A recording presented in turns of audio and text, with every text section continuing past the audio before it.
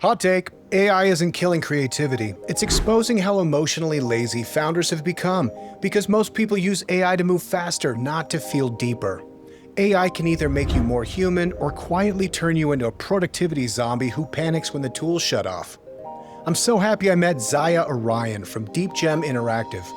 Instead of talking about dashboards and prompts, we went somewhere unexpected. He uses generative music to help process grief, identity, love, even the inner archetypes.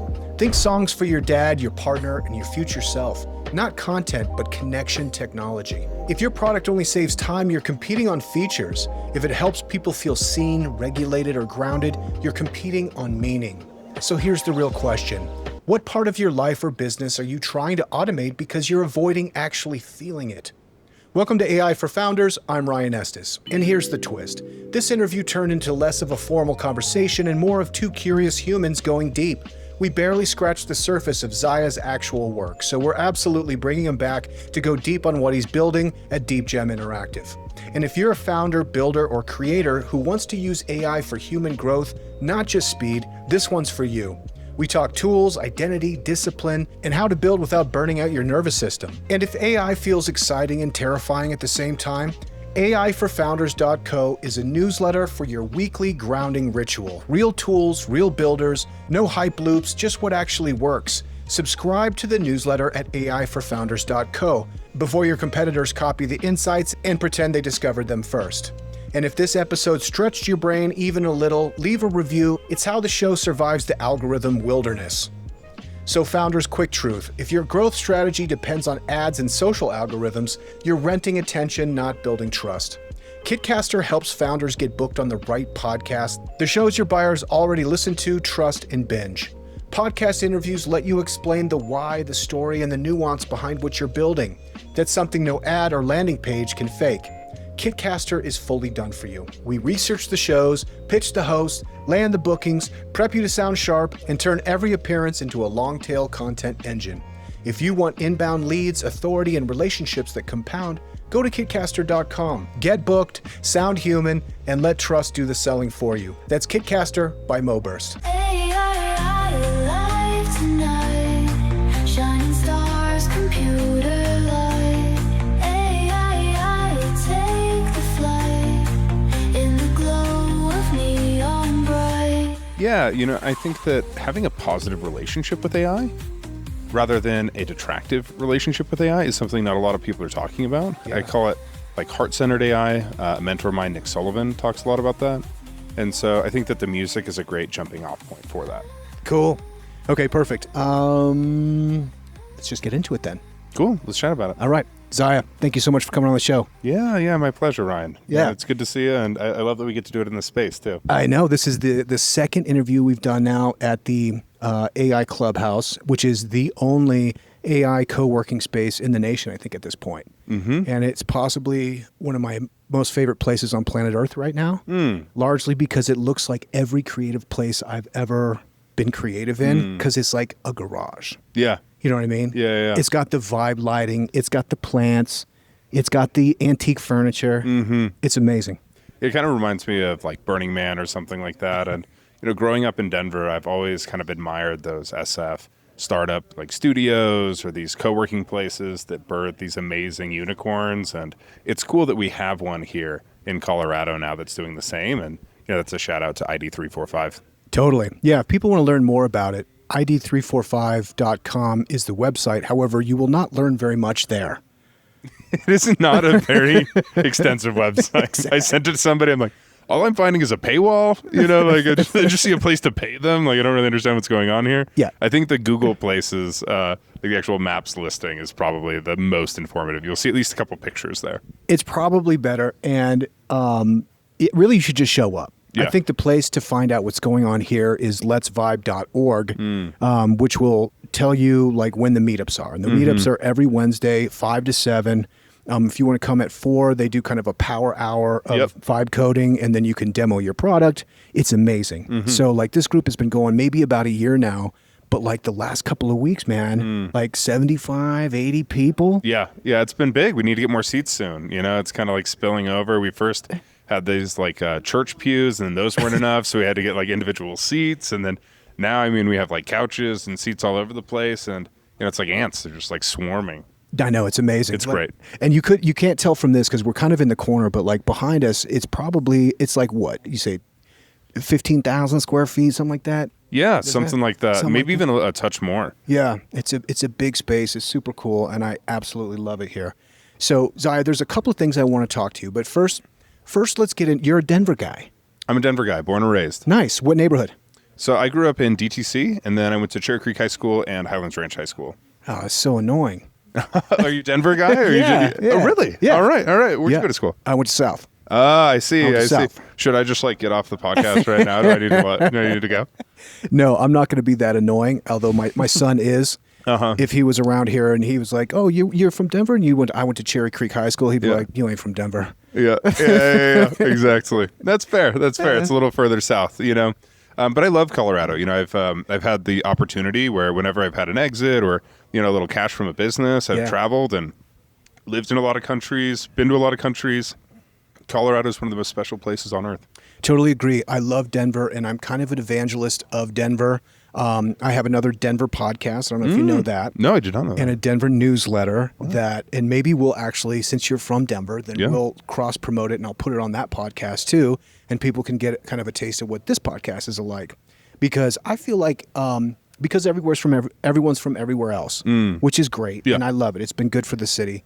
But also, I started this podcast. It's called Real Good Denver because I feel like there is a patina of people from Denver that needs to be retained and needs to be acknowledged. A lot of folks that come here, they're going to spend all weekend on I-70, God bless them, or 285 or wherever they're doing. But like they're not really, they don't understand the Denver people I grew up with that don't go to the mountains. They're not here to go snowboarding. They're not here to go mountain biking. You know what I mean? It's Denver. Yeah. So that culture and events and those kind of things is something like I really latch on to, which ultimately is what I love about Danny. Yeah. He's a Denver boy. 100%. A lot of the guys here are, which is really cool. And I don't mean to give Cherry Creek a hard time. For people that don't know, Cherry Creek is the perennial heavyweight in all sports. It has a ridiculous amount of funding for all of the high schools. And, probably separate from the talent, just the pool and the funding and stuff like that, they usually do pretty well. Yeah, I remember when I was growing up, there's this kid I played Little League with. His name was Trip Humphreys. And Trip Humphreys triple crowned at Cherry Creek High School. He won state basketball, baseball, and football. Wow. He was the pitcher, quarterback, starting forward. Wow, those are high expectations to start moving into adulthood with. I mean, I like that. For me, I felt like I had nowhere to go but up. But if we were starting there, I'd feel like a little nervous of how do I continue this legacy? Yeah. And I hear it's multi-generational for me too. My my uncle, he grew up here as well. Man helped raise me, and he was undefeated in both wrestling and in football for Cherry Creek all 4 years in a row as well. And so, very beastly man. And there's something really special about somebody who does grow up in Colorado. Yeah. I don't know if you'd expand outside of Denver or not with this analogy. Obviously, there's different pockets. Like Pueblo's going to be very different. Colorado Springs is going to be very different. Boulder's going to be very different.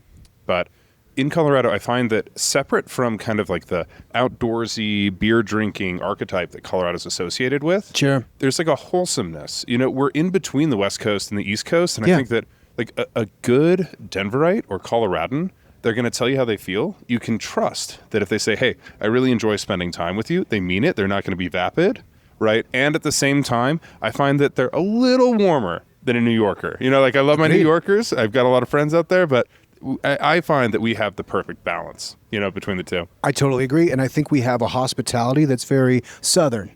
A lot of people come here from Texas and they find kindred spirits. Yeah. Because it's like here, we have the laid backness of California. We have an edge a little bit from the East Coast, and then we have this hospitality from the South. And then we have kind of the Western energy. I'm going to put a pin in this and come back to it because I want to explore this more. It makes a lot of sense. Things are like crystallizing for me now, knowing that you're a Denver guy. Yeah. Okay. We're getting there.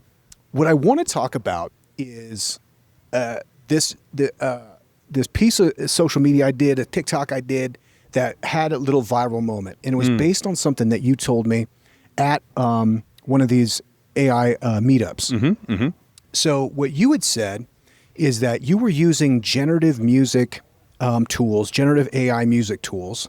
So like Udio, or there's a bunch of them out there, to make music to help work through kind of loss and mourning. Yeah. And I thought that was really tender and interesting and a cool thing to share.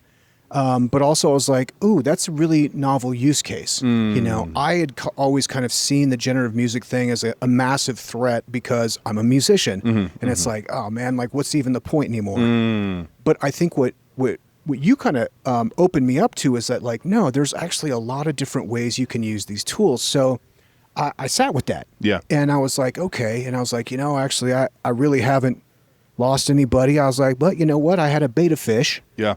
You know, shout out to Burger. Then he passed. Shout out Burger. Burger was a good fish. I had that fish for like 3 years, which is, Wow. I don't That's know. great for a beta. That's a geriatric beta right there. Yeah. Serious. That's a fighter. Yeah. He was holding on. He had a good life. Beautiful, Yeah. purple and red. Anyway, I put into, I think it was AI Suno? music generator. And I was just like, hey, I want you to do kind of a folky banjo thing about my fish that passed away, a nice tribute. And this is what the attributes of the fish were. Yeah. And it made this beautiful song. Yeah. You know, and you were right. I kind of picked up on what you were saying, that like it gave, like, even though it's just like a fish, no disrespect, but like, you know, it gave like a little place for like me to kind of like show reverence and respect for his life, you know? So I wanted to thank you for that. And then I really wanted to talk to you about how you've kind of used that and like how you're approaching generative music AI in this kind of field. Yeah. Yeah. I'd love to share. So I'm really touched that you were able to connect with Burger a little bit more deeply through that. And, you know, I'll give a small shout out to a friend of mine, Johnny Klein, who was talking about positive relationships with artifacts, these like tertiary things in your life. So an example of a negative relationship would be your phone, right? So if you are a good navigator and then you start using Google Maps, you might actually start to lose those navigation skills because all you have to do is type in, you know, ID 345 in your phone, it'll navigate you right there. And so eventually you lose that skill. Sure. That is like a downward spiral relationship. If you take the phone away, now you're worse off than where you started. I think that AI has that potential, right? There's this Einstein quote of, when machines become smarter than humans, you'll have a generation of idiots. And I think that that's a real risk as we start to look at the longevity and real applications of AI and what's going to happen to society as people become more dependent on this technology. That said, I think that there's another kind of relationship we can have with this technology. So what I mean by that is something that I did with music, and you can do it with many different things within AI, but with music specifically, I started creating songs for both people who are alive that I wanted to connect with, that I wanted to be, you know, closer with. So for instance, like my father, my mother, my girlfriend, I made her an album, as well as people who have passed.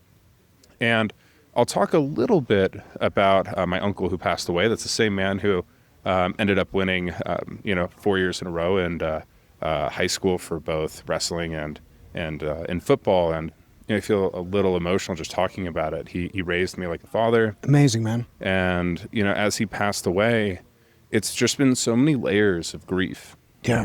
And you don't really grieve linguistically, you know? It's not like I fell in love with the man because of what he said to me. It's because of the experiences. And I think that music, it allows you to experience that person again in a way where you can kind of like start to scrape the bottom of the barrel of that grief, of that experience. And then you start to feel them in that song. And in feeling them, you're able to let go of some of that trapped emotion. Yeah. And By experiencing it. by experiencing him again Yeah. and the relationship you've had. And, you know, as I've started to do that for other people who are alive, people who are like, you know, still really important parts of my life. For instance, my father, and I made him this song called Desert Rooster. Okay. And Memphis, my dad, he has this hairdo just kind of like a rooster. And he's also a big burner. And so it's kind of like a joking song. And at the same time, you know, it's really about who he is as a man. And what was really powerful about that was he said, you know, I felt seen by you in a way I've never felt seen before. Amazing. We have some other guests here in the space saying hi. Shout out to Seymour, our resident puppy there as well. And so with Desert Rooster, you know, he said, Ziah, like, I didn't realize you saw me to the extent that you see me. Yeah. And because I was able to use AI to come up with lyrics, the style of music, all of those pieces, not only was I able to reflect AI, obviously I know my dad fairly well, or I know a lot about him, it was able to take what I know about him and articulate that better than I could. Yeah. And then he started to share things about the song I made about him in ways that he felt seen, that I had not fully articulated myself. And so now he was able to come back and say, like, I didn't realize that you saw this in me, right? And as I listened to him, I'm like, oh, I can remember what I said to AI to create that line, and I never saw it the same way that he sees it. And so now we're closer. Now we see each other better because of this artifact. So that's a long, roundabout way of saying, I think that in creating this music, especially articulating somebody, like the way that you see them, the way that you love them, the way that you experience them, they will start to see things within that music that AI saw that you never saw yourself, and you will now have a closer relationship. It's extraordinary, man. It's so cool. And a cheesy comparison, it's like that's what I wanted to do when I was writing songs for my girlfriend in high school. I'd play her a song and she'd be like, oh, thanks, because I sucked. Yeah. Now, the benefit, I got better. I'm sure that you were better than you're giving yourself credit for. Not too much better. I mean, I got better, but it takes practice. Yeah. The thing is that like when you make music with AI, it's really good. Yeah. It's really, really Astonishingly good. It's astonishingly good. The lyrics are actually very poignant. It's very on point. You give it a little bit of a massage and like it gets it. The harmonies are perfect. It's it's really interesting because music, if you look at music like a technology, it does have kind of like three-dimensional abilities to communicate, because it is the lyrics, but it's the way the lyrics like punch with the melody, harmony, and the rhythm that like add all these things and allow you to like experience things in a really unique way. Yeah. Just to share a story for me, like this is something I've been coming back to. I used to make records and tour, and I was a music director. Shout out to Dazzle here. I was the founding music director there. Really? I love Dazzle. I know, it's the best. So good. It's the best. That's another overlap in the Denver. Don't let me interrupt you, but that you're, a founding member. You were really integral to Dazzle. That's epic, man. Yeah. That's a great vibe. Yeah, when it was basically like a fusion restaurant that was doing jazz, and when I came in, I was like, we're going to do 9 shows a week. And we kind of established like a cadence and a rhythm. And so like we had a bunch of firsts, Downbeat gave us one of the top 100 jazz clubs in the world, which really put us on the map. But that's just to say that like there was a time where like music was absolutely everything to me. Yeah. And, my kids got I had kids. And then, trying to make a career in music in Denver is not necessarily the fulcrum of commerce, to put it that way. It's a little bit of an uphill battle. And for me, I can't really do things half in. So I was like, you know what? Fuck music. I'm out. So, and I mean out, like I quit the bands. I put my guitars away. I stopped writing, like everything. I was out, because it was too painful for me. It was like, it was such a dream. It was such a goal to go that I had to put it away. So I completely put it away. And it's been like that for, I don't know. My kids are 17 and 18, so probably 15 years or whatever. And maybe a few months ago, my son was asking me about the music, and they like to put the band posters up, and they like whatever. And they're like, cool. he was like, Dad, what was your influences?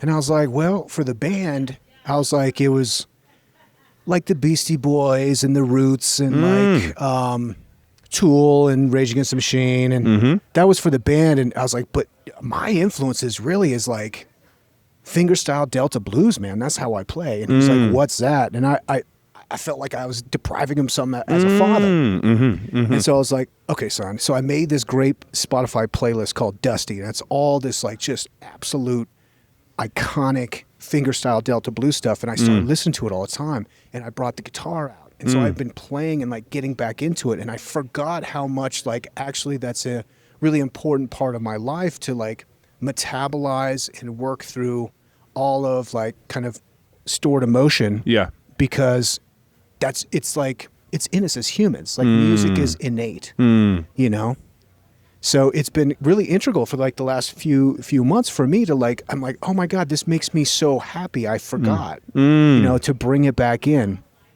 So just to share that anecdotally, but like I think it ties into and maybe this whole thing was serendipitous because the AI music generation gives you the ability to like experience that without having to practice and play. Now that's the best part in my opinion, but there's also something magical about putting in a prompt and it spitting out this music.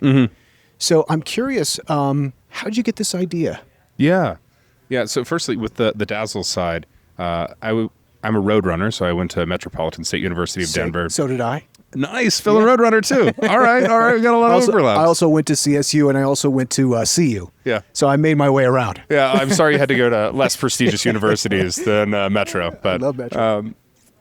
I had this teacher. His name was Ron Miles, and I don't know Rest if you in know. peace. Yeah. Yeah. I know Ron well. And I mean, what an amazing, brilliant man who taught this class called The History of America as Told Through Jazz. Sick. And I was a business major, and don't tell any of my business professors, but it was by far my favorite class that I took as like a standalone class within college. Cool. And, the amount of expression that comes through music really paints a picture. And I think that ties into what we're talking about here. However, there's a prerequisite. Like in order to actually make great music, right, to your point of being in high school, you need to practice quite a bit. Yeah. And so there's years and years where you're starting to get inspiration, figure out your style, all those components. I used to be a drummer myself. Nice. And, that said, you're not really able to fully express yourself, in my opinion, in a way that other people can receive it or will actually genuinely want to receive it. Oh, you play like I do. Exactly. That might even be a compliment, honestly. I haven't touched a kit in a while. And that said, that it's so easy to create this music, I think is a real blessing through apps like Suno. And there's a couple of pieces that I found. I'd love to maybe go tactically into some of the ways that I got inspired to do it and then the ways that I started making it. So I've worked with this coach with my girlfriend and I for quite a while, and she had this archetype that she's working on called the Red Witch. And the Red Witch, she's a beautiful dancer. And I was thinking, if I were to make a song to invoke the archetype of the Red Witch, what would that sound like? Is that the Red Witch from Game of Thrones? It's inspired by the Red Witch of Game of Thrones. Who is kind of a shapeshifter, right? Yeah, exactly. Yeah. Exactly, right? Cool. And she's kind of sexy. She's a badass. But then underneath it, she's like a terrible, grotesque monster. Totally, she's got like the demon inside of her. We're ignoring that part of the archetype right now. Okay. And that said, I wanted to create a song for her, and so I've always loved artists like Pop Smoke or Dior or these artists that have like some real kick to them. Mm-hmm. I feel like a lot of music right now has become very bland, but this has got some real like dark masculine energy. Yeah. So I was like, what if I brought that darkness to the archetype of the Red Witch as almost like a prayer? Like you could put on this song and then suddenly she could be the Red Witch. So many people in personal development work come up with these archetypes of, now I'm this indomitable spirit, or I'm this like charming salesman, or I'm this like loving, father or whatever, and they'll step into that archetype. Thought, well, what if I could use music to make that? And so that was my first stab at it. Is the soundtrack. I made an album for her with kind of the pinnacle being the Red Witch song. And since then, we've played it at parties, and other people have danced to it, and all those things. And sick. It's an homage to this person that she's cultivating within herself, this archetype that she's cultivating. So that's what inspired me. So cool. Thank you. Okay, so this is a psychological technique where you create and name a character that exists inside you, which is kind of like Jungian, where you have different archetypes that are all living as like a senate inside your brain, and sometimes certain individuals are at, the pulpit, and they're taking control. Yeah, and it's helpful to like give them a name and understand their attributes, so that you can actually like know honestly when they are taking control. Right. And you're like, oh, that's the Red Witch, or oh, that's, in my case, I have two that I really play with, Derek and Steve. Okay. So I'd love to hear more about Derek and Steve. So tell me about the Red Witch. What are the attributes? Yeah, so the Red Witch, she is like fully in her woman. She is like a little bit of a seductress. She's also like very appealing. Like you want to be near the Red Witch, and she's also magical. She's got magical spells. She'll put a spell on you, dude. Nice. She'll put a spell on you all day. And, Tony Robbins, he says that there's kind of like 3 levels of personal development before you become a leader. In self-mastery, there's pattern identification. So like you're saying, like, okay, I know when I'm going in this thing, right? Then there's pattern interruption. So, I know I'm going into this thing and I would not like to have my default programming anymore. And then the last step is starting to create your own patterns. And archetype work for me often is the third, the latter of those options, which is, okay, maybe, in public speaking examples, something that a lot of people are afraid of. Rather than me getting caught in my head and getting nervous and shaky-handed, I don't personally have this issue, but I know a lot of people who'd say, I can't get on stage. And so they'll summon an archetype, they'll create an archetype, a Steve, who's badass on stage. Yeah. And, there's some really interesting pieces with archetypes as well. I love that you brought up Jung. If you want to give yourself a headache, try and read like the Red Book or some of his actual texts. I mean, man, that man was a genius. It's dense. Hard. It's dense. It's I prefer really dense. like Netflix documentaries. Yeah, that's an easier like inching into the pool approach. And that said, there's a wonderful book on men's work called King, Warrior, Magician, Lover. Okay. There's a couple of programs based off of it, but they argue, as does Jung, that there are these archetypes that actually predate the ego and the id. These archetypes are predominant around many cultures over centuries, millennia. So things like the king archetype, he's saying that it predates most of history for us. As far back as you can look at stories of kings, meaning that there is an archetype of a king within you, within me, within all men, within all beings, honestly, since we all have masculine and feminine parts of ourselves. And so not only can you create archetypes, but you can connect with archetypes that are already innate within you. Ooh, that's interesting. So, for instance, like you were talking about having like a straight spine, like a Zen tradition, right? In that, I would call that very warrior-esque energy. you know? And I find that a lot of men, they struggle with like connecting with that real iron sharpens iron part of themselves. And so music and music generation tools like Suno and one that we're actually building, I'll be demoing it in about a week. Those allow you to connect with those archetypes that can help you throughout your life. For instance, like being that straight-spined warrior. Yeah. And so I think that it's really interesting as you look at your life, you know, can you identify where you're having difficult times? Can you start to interrupt those? And then when you say, you know what, actually, let's not just survive, let's thrive. Yeah. Let's create an archetype or connect with an archetype already within me and use music to invoke that. And that's where I really started to get interested in this work. Ooh, cool. You know, that makes me think, I had never heard of this idea of like archetypes pre-ego, because then that assumes that there are archetypes that before humans had kind of our modern consciousness that exist. And I think I've dabbled with those, you know, well, of course we all have, but it would be like the classic example might be like the serpent from Adam and Eve. Yeah. You know? Yeah, the trickster. Yeah. There's like this great book. I don't know if you read this book. It's like called The Dawning of Consciousness and the Bicameral Mind by James. I was going to say James Joyce, but it's obviously not him. But it's talking about like kind of tracking these ancient scripts, the Bible, the Iliad, and you can start to see like the emergence of the human consciousness as it kind of emerged with language, really, as being the main trigger. Now, none of it's verifiable, but there definitely is obviously something that happened maybe 12, 13,000, maybe older than that, years ago that humans absolutely exploded. For 200,000 years, we're chiseling bone daggers and killing stuff. Right. Barely And then- surviving. yeah. And then suddenly we're writing poetry. Yeah. You know, so like something happened to human consciousness. So a lot of the archetypes that are probably deeper into like our you know, spinal cord are probably much more primitive and much more potent, you know, to really dabble into. And particularly like the kind of warrior type archetypes potentially, like there maybe people are a little bit intimidated to go there because it's so powerful. Now, you don't seem like a person that is concerned about their warrior archetype. I appreciate that. I think that I was born maybe a little hyper warrior-ish, you know, more things like the lover or the magician are things that I work on these days. Yeah. Yeah. Tell me about the warrior archetype in you. What do you do to nurture that? How's that come out in your life? Yeah. Thanks for asking. And keen to continue to hear more about your archetypes as well. So, you know, my warrior, like I said, is hyper.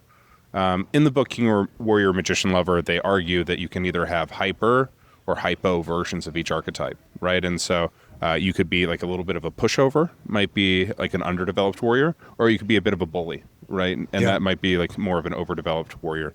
And for me, I found that, most of my problems in life, I felt like I could just like fight them into no longer being problems. Let me Sounds just like, familiar. let me just brute force my way into no longer having this issue. And, that comes up quite a bit. I've been lucky enough to train in many martial arts. I hold 2 black belts. Ooh, in what? So ninjutsu and jujitsu. Amazing. Both Japanese martial arts, which I love. Now I'm training down here at the Domo dojo. I don't know Aikido? in Aikido. Dude, I love that dojo. Yeah. Sensei there, he is the Homo oldest. Sensei. Homo Sensei. Yeah. Hi. He is the oldest surviving student of the original founder of Aikido. Yeah. And so if you really want to get to the source, an amazing place to go. Shout. And that said, I was able to train for many years underneath a ninjutsu master who actually was able to do things like have root canals done with no anesthesia. He would meditate through them.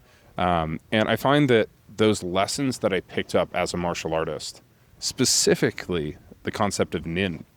Tim Ferriss actually has nin behind him in his podcasts. It is the balance between patience and perseverance. It is the root word of ninja, of someone who is to survive, to endure. And I find that the balance between being patient, waiting for the thing to show up, and still putting in enough effort, and perseverant, right? When it feels like the world's a little too hard on you, all those things, balancing those two, I think, is what an integrated warrior is. I think sometimes I might persevere when I should be patient. I think patience is the one that I really need to work on in those two, but that's where it shows up a lot in life for me, is kind of this balance between the two, and being that, straight-spined person who will just kind of wait until life really reveals the next step, and then pursuing that relentlessly. Yeah. I'm curious for you, do you have a strong warrior archetype? I mean, you seem like you don't struggle with that either. Well, I'm martial artist myself. Yeah. And I love that quote that's like, it's better to be a warrior in the garden than a Gardener in a war. The gardener in a war. And that was helpful for me because, I grew up like South Denver, the 90s. It was rough. It was like it was a different situation, So I grew up fighting all the time and just kind of grew up kind of scared, honestly. And like, so that comes out in a lot of different ways. And like the way you kind of, I think, metabolize it is like you're picked on and then you pick on, and then there's all kinds of different weird ways that like it erupts. And for me, it was always anger and trying to figure out how to deal with anger. And training for me was always like such a great release, largely because, if you think you're big, bad, and tough and like the baddest guy on the block, and then you go train and you get completely destroyed on Instantly. a daily basis, you realize that like your propensity for violence, if you can really escalate violence, and I really love violence, but the more you grow your capacity to inflict violence, let's say, the more almost you have the opposite reaction of living in a way that is nurturative of peace and harmony, and you can like put that in a place. Yeah. I think a lot of guys probably struggle with this, which is just like you need to put a place for your violence somewhere. Absolutely. If that's in you. Yeah. Now I say that and people might be a little bit tripped out by that. How could you say you love violence? And I don't know. I was just born this way. I think that even just with your build, your physiology, right? I mean, you look like you're built to defend something, right? Yeah, totally, man. I was born to like pick up a rock and put it over there, right, on top of somebody's head. Yeah, and I don't think there's anything wrong with that. And our bodies, we evolve so much slower than society is evolving and technology is evolving, and that's where we need to look at things like a positive relationship with AI to help us move into this next iteration of human existence. Well, because it's going to take a while for our bodies to catch up. Yeah. And I completely agree, especially young men, that 13 to 18-year-old range when you got a lot of hormones going through you. It's nice to beat up on a bag rather than somebody else, you know, and a 100%. Sensei will do that with you. They'll show you how to direct that energy in a positive way. You bet. And for me, I'm kind of in a different phase too, and it's been great. I trained jiu-jitsu, Brazilian jiu-jitsu for 15 years. And, holy shit. I did... Not getting on the ground with you. I don't know. I move a little bit slow, but I got a heavy pressure game. Don't worry about that. But then also like which I love. Jiu-jitsu is so fun, Yeah. you know, Yeah, like yeah, yeah. Very because tactical. it grappling. It's like, you know, and Aikido's grappling too. It's like the kind of thing that you can go 100%. You know, I did boxing and I did Muay Thai, which is really fun. But I kind of was scared, you know, because Yeah. like if you get kicked in the head, man, It's serious. that's a bad day. Yeah. you know, Yeah. Lifelong implications. totally. And like you're doing anything athletic, you're going to have injuries and things like that. Yeah. Jiu-jitsu included. But really, I mean, 99% of the time, you can go pretty close to 100%. You know. Without the fear, because you can just always tap out. Yep. So that was really instrumental. Plus, it gives you kind of like this like brotherhood connection with the people around you. You know, it'd be weird that I would know this guy, let's say Steve, for example. Yeah. I would know the dexterity of his hips to like a half an inch, but I don't know his last name. Those are friends from the trenches, you know? There's a different bond that you have when you've all like bled and sweated together. Exactly. And When you've tasted the That's sweat off camaraderie. their face and like this is the most disgusting thing ever. It was fantastic. But and that's great. And it has a real warrior spirit. But Yeah. then also I did and still do. I still train both, but capoeira for like 10 years. Very cool. Which has got much more of like a trickster energy. Yeah. And it's much more acrobatic. That's not me, but it's also like very musical. You know, so like actually in retrospect, like probably when I was transitioning out of music and like capoeira filled this like huge hole that it was like able to bring music into my life in this experiential way, you know?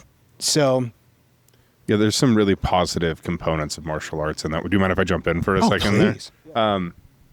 You were talking a little bit about how you're feeling this explosion of creative opportunity within Claude Code. Yeah. And like, how do you keep your head straight? Yeah. And I think that the things that you learn within martial arts are very similar where like, they'll keep your head straight, you know? And so for me, like I found that if you attach to things like the 7 Zen arts, I think it's 7, there's things like archery, horseback riding, gardening, calligraphy. Exactly. Yeah. Right. I found that specifically archery really spoke to me. And similar to capoeira, I got into like projectiles and knife throwing and axe throwing and stuff like that. Nice. I was actually lucky enough to be sponsored by a local axe throwing venue, Primal. They just shut Really? down, unfortunately. But yeah, I got to throw with world champions. And I was never near that good, but we did get to go to the world championships and things like that. And I found that just like really shutting off my mind and trying to put this axe in like the perfect part of this target is so nurturing to a part of ourselves. And I think that mastery of that violence, of that inane high energy, you know, archetype within you can come both from exertion and from discipline. Yeah. And the discipline of stilling your mind that you get from martial arts, I think can serve anybody, especially people who are really interested in technology today. It's Yeah. easy to go all over the place in the ether when you can create 100 things at once, when you have, you know, 10 terminals open and you're like creating all this stuff. Or, you know, some of my friends are doing 25 agents simultaneously and they're orchestrating them at the same time. It's crazy. But having that discipline to still your mind Yeah. is just, you know, invaluable. Yeah, I agree, man. It's interesting. I'm feeling a little self-conscious now of like talking about violence. It sounds a little douchey, but I don't know. It's just a part. It's a part of the whole thing, and Yeah. I think it's also helpful in a couple of ways. You know, like the tools we're building, and we were talking about this before we were on air. It's just like, man, how are you handling the pace? Yeah. Because it's intense, and like a lot of it for me is like work is kind of like a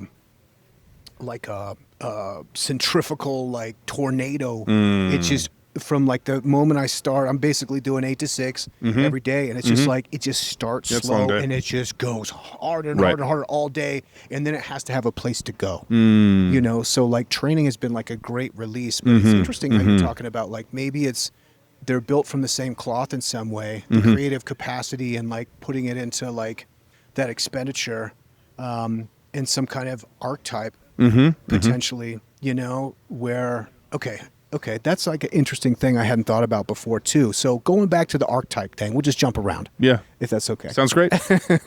A lot of meditation teacher that I had is they'll say, you know, when you're in your sitting practice, if you see a recurrent theme come up, give it a name so that you can say, in this case, Steve.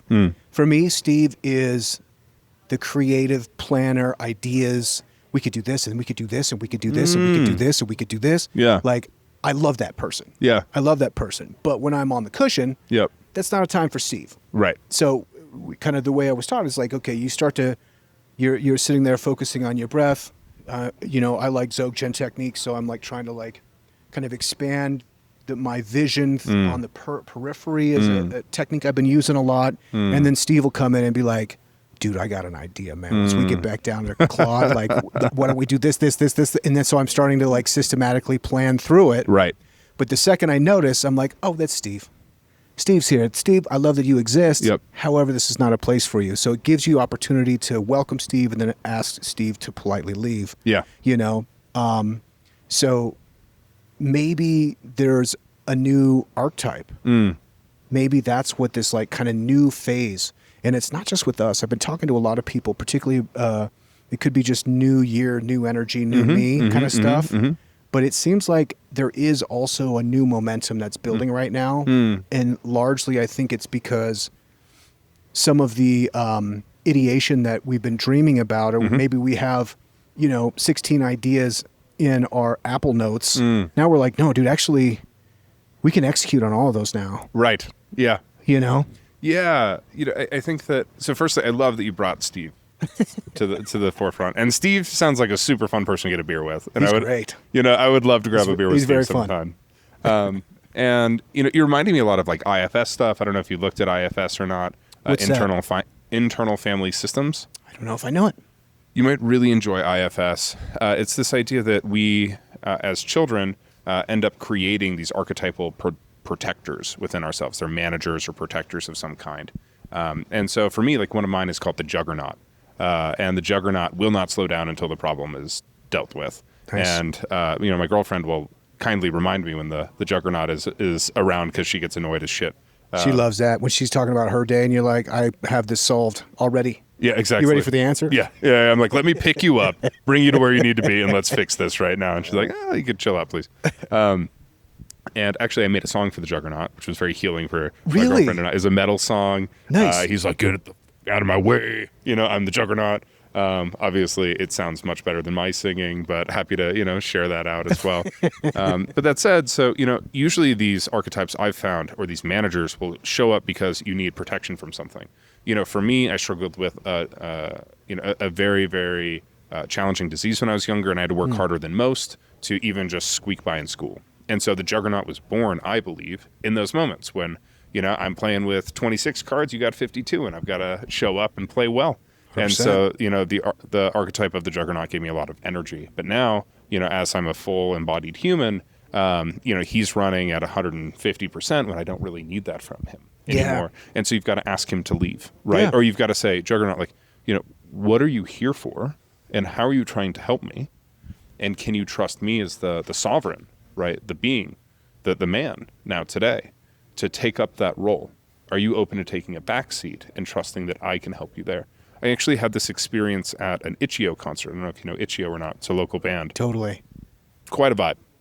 And there's this like really drunk guy next to me. He's getting really aggressive. And, I've had some training like you have.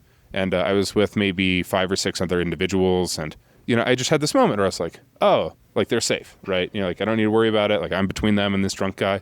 And then I was like, wait, I'm safe. I've actually created safety for myself. Mm-hmm.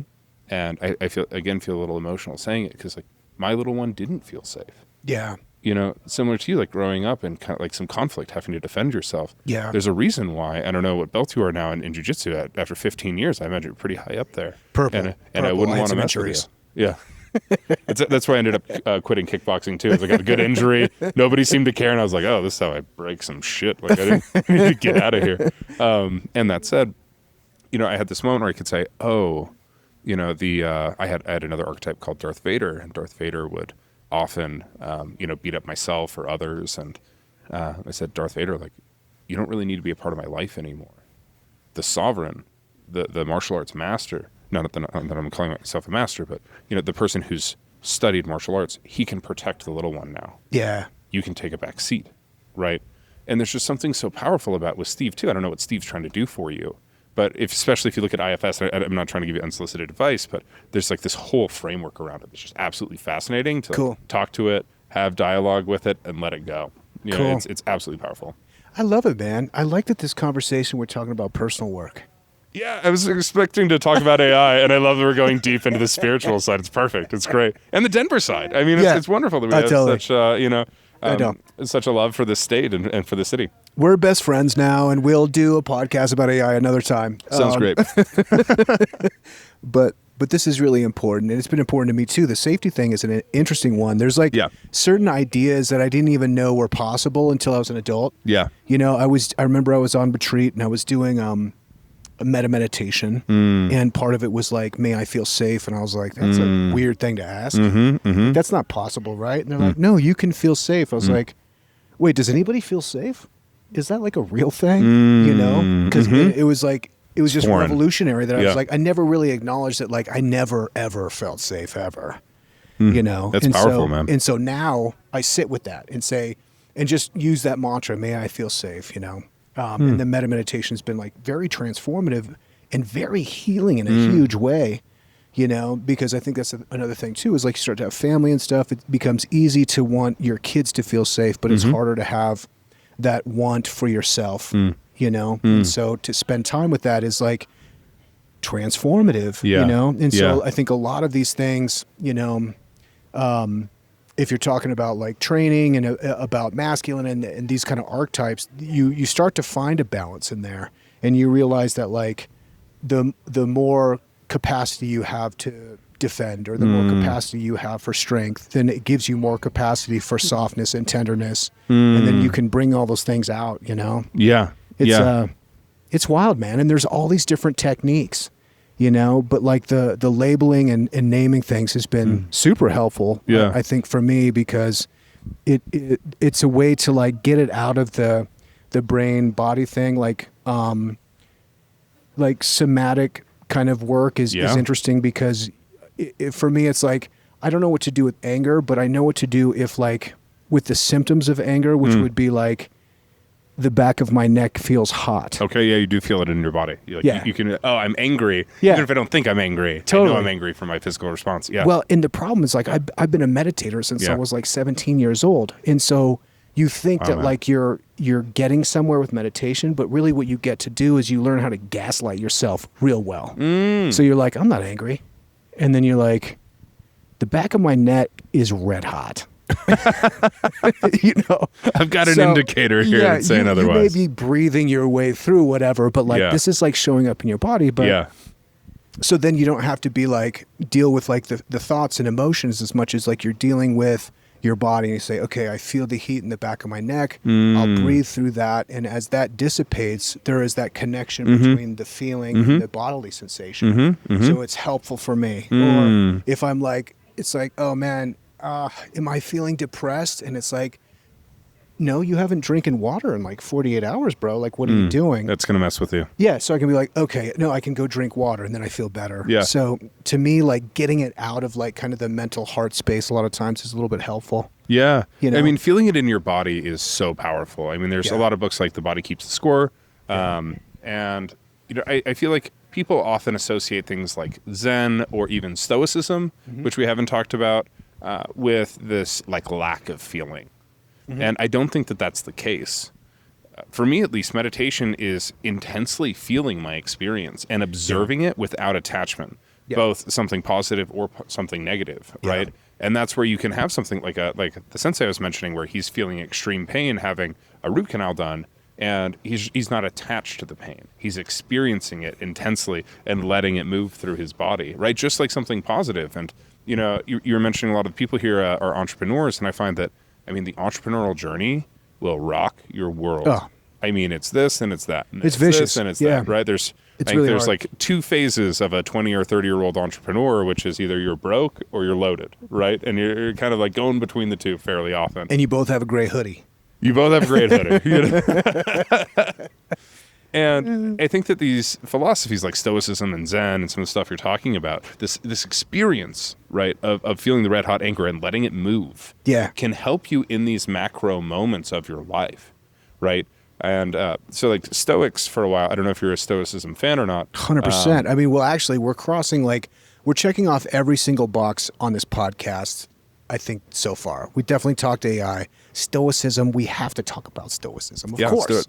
We must. Yeah, I'm a big fan. Yeah. Amazing. Yeah. You know, they used to actually dress like completely obtusely. So think about, I mean, they're wearing togas in that time, right? I think it's accurate. And they would wear like the equivalent of like pink togas and like red noses and all this just like absolutely ludicrous stuff with the intention of feeling the experience of being ridiculed or judged so that they become familiar with that experience, not desensitized to it. But they develop a relationship with it in which they can handle that experience, just like you're handling your anger. And I think that like, this idea of being able to master oneself is not ignoring your experience. It's feeling your experience so intensely that you now have a relationship and an understanding of how to deal with it well. Dude, imagine the confidence that you're like, I'm going to experience ridicule for fun. Seriously? It's Dude. pretty masochistic. That's massive swagger. You're Yeah. like, this is terrible. Wow, what an absolute shit month I'm having. This feels horrible. Yeah. I'll keep this going for another 6 weeks. Yeah.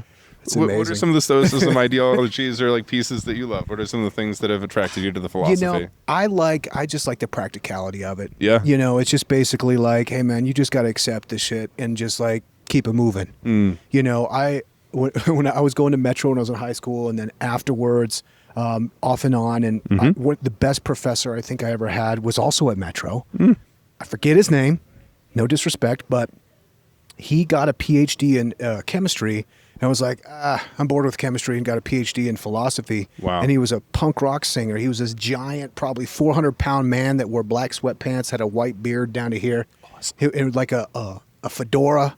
Yeah. And so he had like 4 different fedoras, and so he put on different hats. He'd be like, no, I want to be Plato. And so I now I'm going to be Aristotle. And so like he taught philosophy 101. And so like I got into philosophy like that. And kind of went through like the Greeks, of course, and then I got into really the phenomenological track, you know, and that really spoke to me. But all of this is very cerebral and very logical, which feels comforting, where you're like, oh, okay, like at the base argument of reality is some kind of mathematical equation and things make sense. That was helpful, you know, but then you get to Stoicism and they're like, shit happens, man.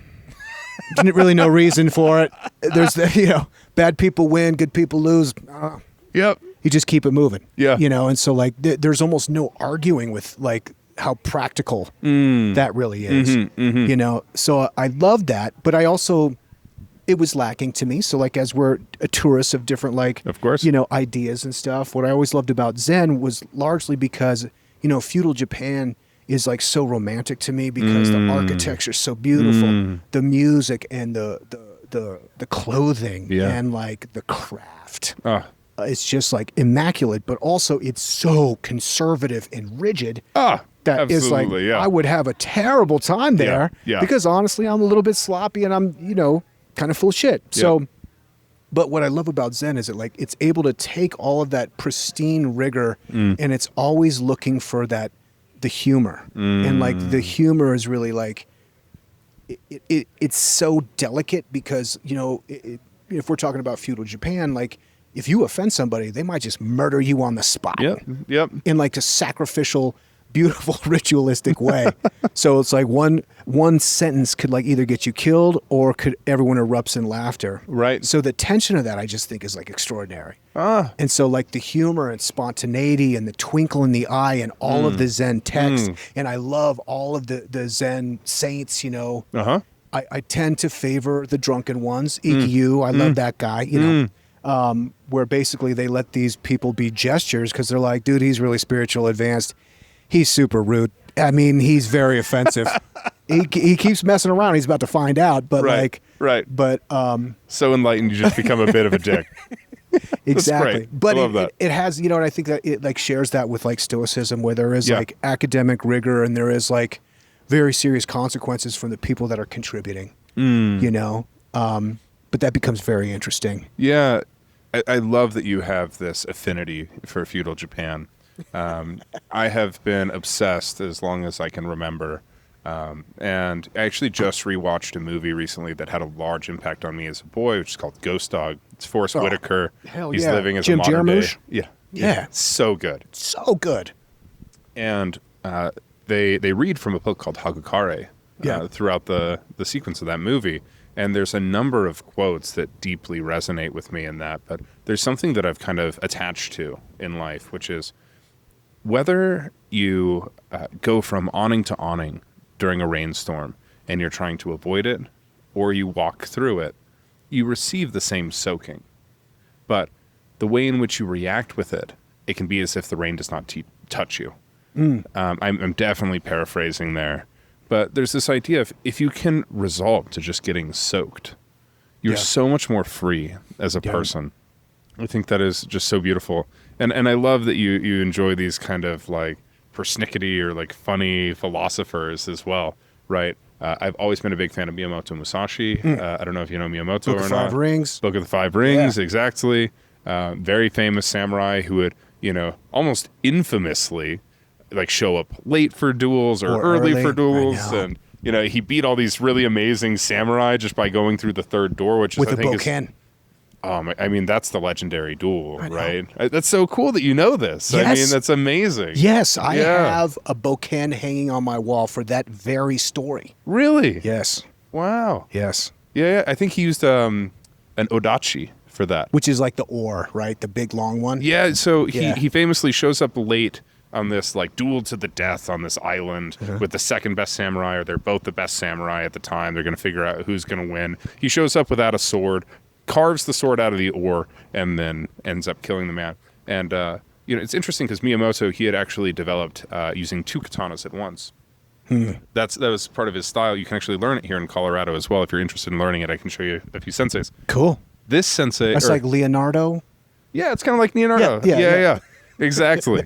Apparently, it came from like an epic battle where he showed up late and he tried to kill the samurai and he got ambushed, and so he picked up another sword and realized that two is better than one.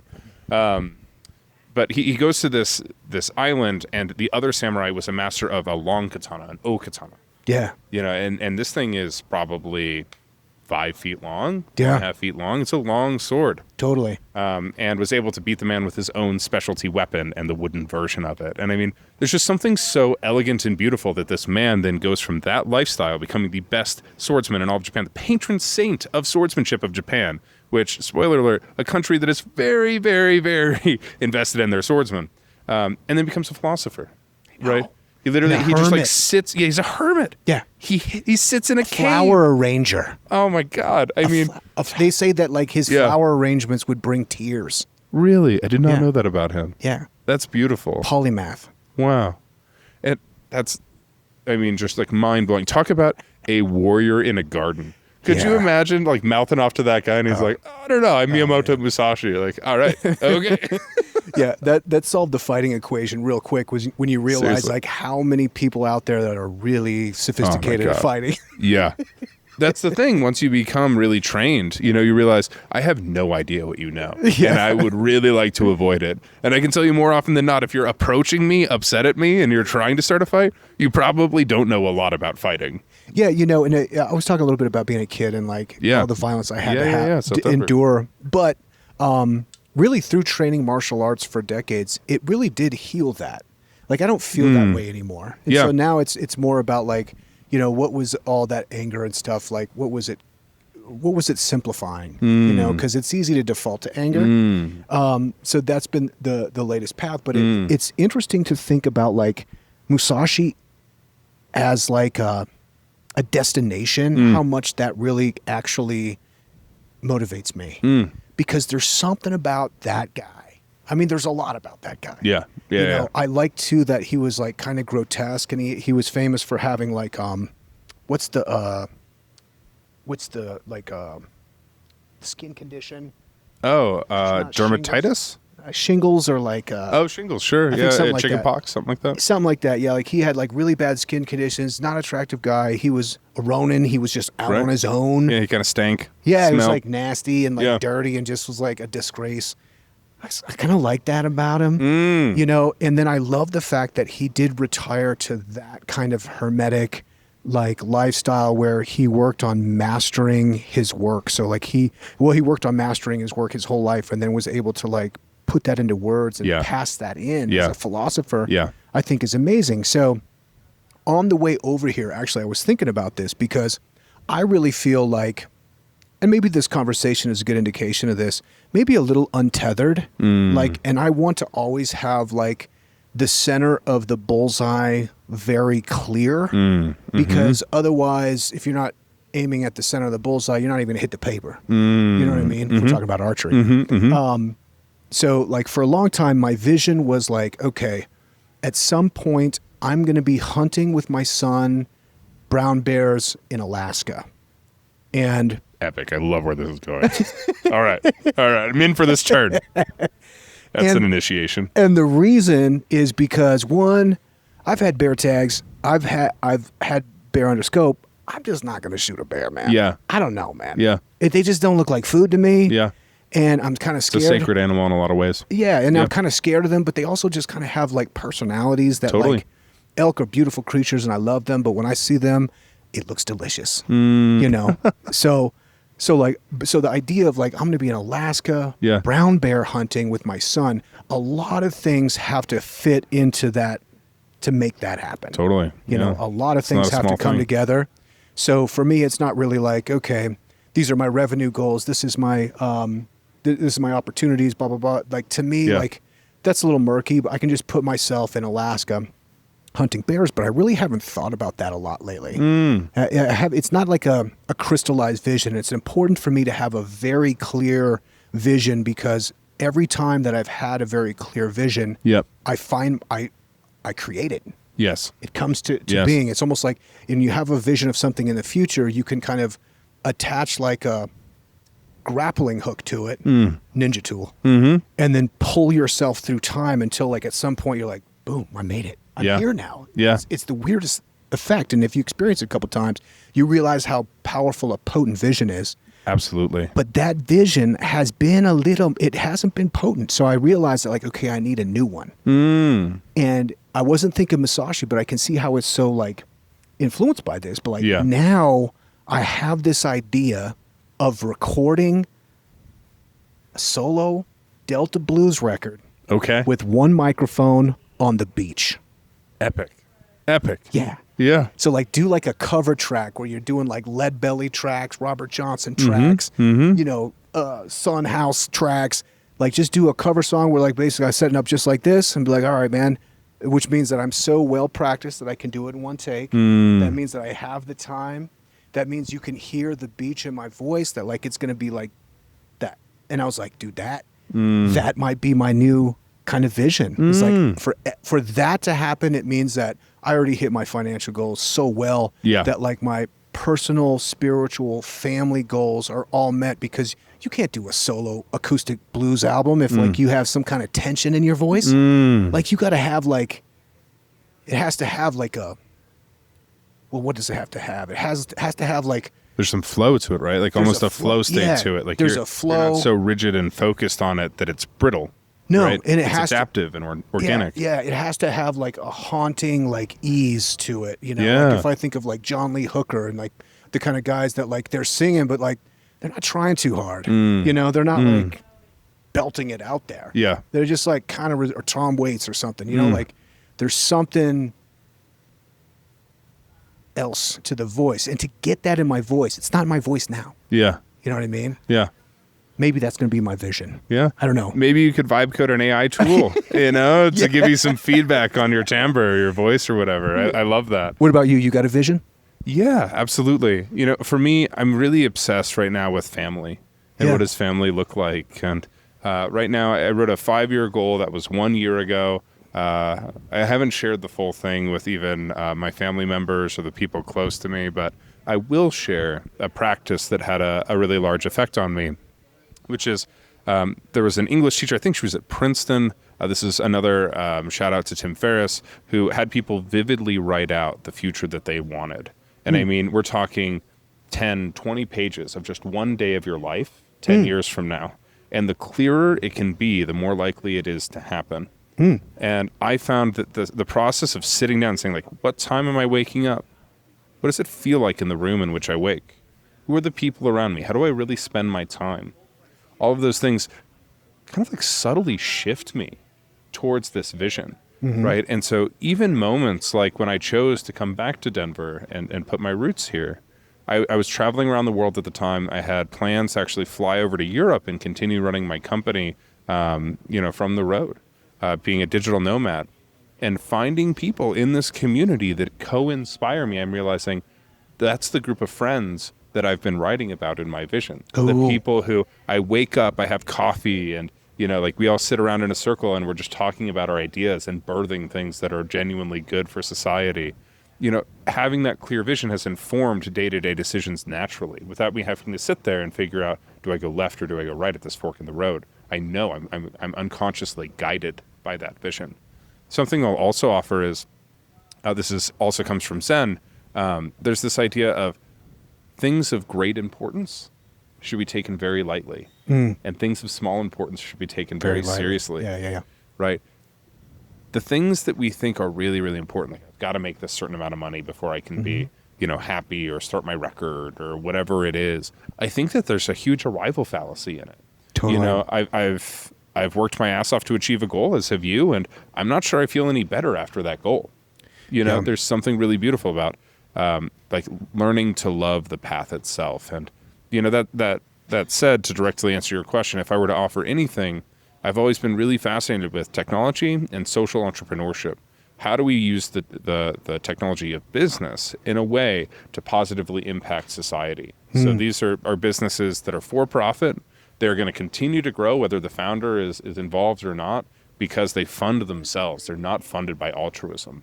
And how do you use this to actually create positive relationships? And so, for me, I would really like to figure out, how do I build a company that can have some type of positive impact on people who are trying to reach self-actualization and unlock their latent human potential that is indeed also profitable at the same time. So it's not a small goal, it's a lofty goal, but I'd like to figure out, how can AI unlock who you really are, peeling back the layers of the onion, figuring out who that is and support that person in this age of abundance. That's, I think, the real gift that AI offers, and that's a core component of my vision a few years from now. Amazing, man. Yeah, and I lean on people like you because as deep as I am in an AI, I still get scared, and I get intimidated, and I feel like it's threatening. I feel like AI is like, it's like ruining something that I love, but through kind of like what you were telling me about, like just with the music thing, it like realized that like, no, there's all these other new ways that we're going to be able to experience this, and being committed to doing a cumulative human good. Yeah.